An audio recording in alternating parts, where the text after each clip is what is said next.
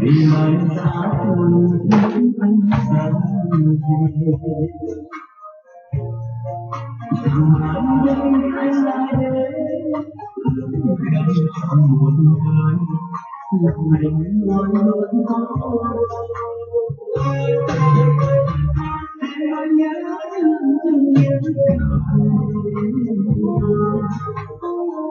làm sao quên được phút giây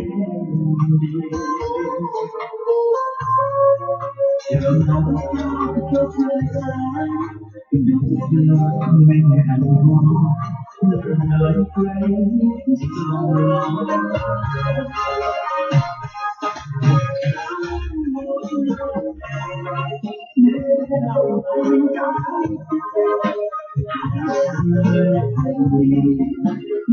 tim mong thương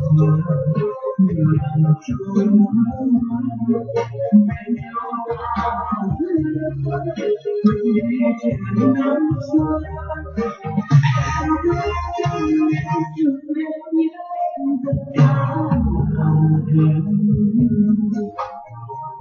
còn thêm biết không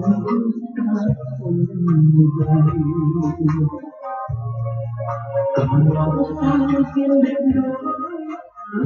em cả một đời một chuyện mãi mãi gần